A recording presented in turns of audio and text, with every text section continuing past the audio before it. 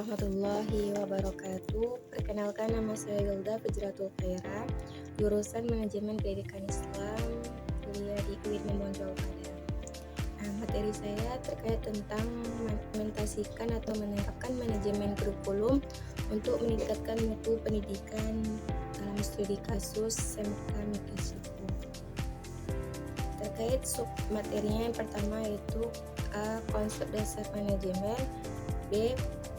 Pengorganisasian manajemen kurikulum, C. Pengembangan kurikulum, D. Tata laksanaan kurikulum, E. Mutu pendidikan, F. Studi kasus di Migas Cepu, G.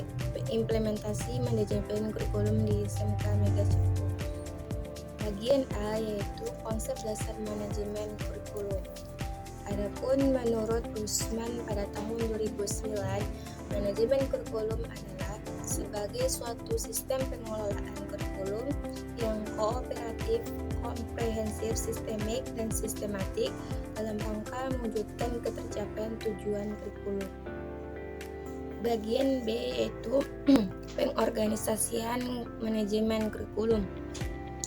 Yang pertama yaitu kurikulum mata ajaran. Yang dimaksud kurikulum mata ajaran ini yaitu kurikulum yang terdiri dari sejumlah mata ajaran secara terpisah. Yang kedua, bagian yaitu kurikulum yang berkorelasi dengan mata pelajaran. Yang dimaksud kurikulum ini yaitu upaya untuk mengurangi kelemahan-kelemahan sebagai akibat pemisahan mata pelajaran. Yang ketiga, kurikulum bidang studi. Kurikulum bidang studi ini yaitu dengan pengorganisasian kurikulum bidang studi ini, organisasi yang berupa pengumpulan beberapa mata pelajaran yang sejenis serta memilih ciri-ciri yang sama dan dikorelasikan dalam suatu bidang pengajaran. Salah satu pelajaran dapat dijadikan core subjek dan mata pelajaran lainnya dikorelasikan dengan core tersebut. Ciri-ciri umum yang terdapat dalam kurikulum bidang studi di antara lain yang pertama yaitu kurikulum terdiri atas suatu bidang pengajaran yang di dalamnya terdapat perpaduan sejumlah mata pelajaran yang sejenis dan memiliki ciri-ciri yang sama. B. Pelajaran yang bertitik tolak dari core subjek, dari sana kemudian dijabarkan menjadi sejumlah pokok bahasan. Yang C. Berdasarkan tujuan kurikulum dengan tujuan instruksional yang telah direncanakan sebelumnya. Yang D. Sistem penyampaian bersifat terpadu. Yang E. Berguru berperan selaku guru bidang studi. Yang F. Minat, masalah, dan kebutuhan siswa serta kebutuhan masyarakat yaitu dipertimbangkan sebagai dasar penyusunan kurikulum. Yang keempat, kurikulum berintegrasi atau terpadu. Yang dimaksud integrasi ini berasal dari kata integer yaitu unit. Dengan integrasi dimaksud perpaduan, koordinasi, harmoni, kebulatan, dan keseluruhan. Ciri-ciri umum untuk kurikulum ini yang pertama, berdasarkan filsafat pendidikan demokrasi. Yang kedua, berdasarkan psikologi belajar Gestalt atau organismik. Yang C, berdasarkan landasan sosiologi dan sosial kultural. Yang D, berdasarkan kebutuhan dan tingkat perkembangan dan pertumbuhan siswa. Yang E, ditunjang oleh semua mata pelajaran atau bidang studi yang ada. Yang F, sistem penyampaian dengan menggunakan sistem pengajaran unit. Yang lanjut, peran guru sama aktifnya dengan murid. Adapun manfaatnya, yang pertama, unit merupakan suatu keseluruhan yang bulat. Yang kedua, unit menerobos batas-batas mata pelajaran. Yang ketiga, unit berdasarkan atas kebutuhan anak. Yang keempat, unit didasarkan pada pendapat-pendapat modern mengenai cara belajar. Kelima, kurikulum inti atau core kurikulum. Program kurikulum inti masalah adalah suatu program yang berupa unit-unit masalah di mana masalah yang diambil dari suatu mata pelajaran tertentu dan mata pelajaran lainnya diberikan melakukan kegiatan belajar dalam upaya memecahkan masalah. Lanjut 6. Elective program atau program elektif. Program ini adalah suatu program yang mencari keseimbangan antara organisasi kurikulum yang terpusat pada mata pelajaran dan peserta didik. Organisasi kurikulum adalah pola atau bentuk bahan pelajaran yang disusun dan disampaikan kepada murid-murid. Organisasi kurikulum ini merupakan suatu dasar yang penting sekali dalam pembinaan kurikulum dan bertalian erat dengan tujuan program pendidikan yang hendak dicapai. Karena bentuk kurikulum turut menentukan bahan pelajaran urutannya dan cara menyajikannya kepada murid. Lanjut bagian C, yaitu pengembangan kurikulum. Yang dimaksud pengembangan kurikulum ini ada pun langkah-langkahnya. Yang pertama, identifikasi kebutuhan atau identify your needs. Yang dimaksud identifikasi ini yaitu adanya untuk menutupi kesenjangan yang diperlukan bahan-bahan baru sesuai dengan kebutuhan. Dalam hal ini, orang sering berpikir tentang perlunya perubahan kurikulum. Akan tetapi untuk mengadopsi bahan yang baru perlu penyeleksian. Pemilihan dilakukan oleh tim penyeleksi biasanya dilakukan dengan yang pertama, mendaftar bahan pengajaran yang dipergunakan yang dirasa kurang memadai. Yang kedua, menilai dan menyeleksi bahan baru yang diperoleh melalui penelitian. B. Mendapatkan bahan kurikulum atau access to curriculum materials. Proses mencari dan mendapatkan bahan yang baru menuntut kerja yang sistematik, yang secara aktif dan terus-menerus mencari dan menemukan sumber utama untuk keperluan tersebut. Tentu saja buku-buku teks yang baru, jurnal-jurnal profesional yang memuat hasil penelitian dan sebagainya. Lanjut, analisis bahan atau analisis the materials. Proses menganalisis bahan dilakukan sebelum melakukan penilaian terhadap bahan yang bersangkutan. Dalam proses ini, materi dipisah-pisahkan menjadi bagian-bagian atau komponen yang kemudian diuji tiap bagian tersebut dan bagaimana kaitan satu dengan yang lainnya. Daftar analisis bahan itu biasanya dikelompokkan dalam 4 kategori, yaitu publikasi dan informasi, kelayakan fisik bahan, isi bahan, dan kelayakan bahan untuk pengajaran. Lanjut bagian D, ketetalaksanaan kurikulum. Menurut buku Muhammad Story pada tahun 2014, yang pertama perkembangan konsepsi kurikulum di Indonesia.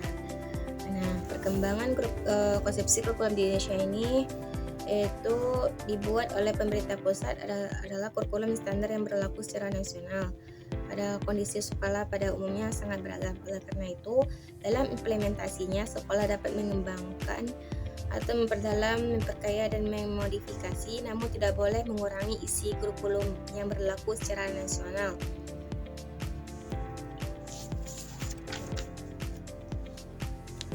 Nah, pada kurikulum 2006 sebagai kurikulum terakhir yang diperlakukan pemerintah sebagai panduan pelaksana pendidikan di Indonesia adalah penyempurnaan dari kurikulum 2004 yang sempat dikenal dengan KBK, kurikulum berbasis kompetensi. Saat diberlakukannya kurikulum 2006 disambut dengan pihak dan dengan sinis seperti apa yang banyak kita baca di media sesaat setelah perubahan kurikulum tersebut diumumkan. Adapun tahap pelaksanaan kurikulum. Pertama ada tahap perencanaan. Yang dimaksud tahap perencanaan ini atau GPP merupakan produk dari perencanaan kurikulum yang dijadikan panduan bagi penyelenggaraan pendidikan di tingkat sekolah. Pada tingkat persekolahan, perencanaan kurikulum dimulai dari kajian terhadap GPP yang dirinci ke dalam rencana pembelajaran.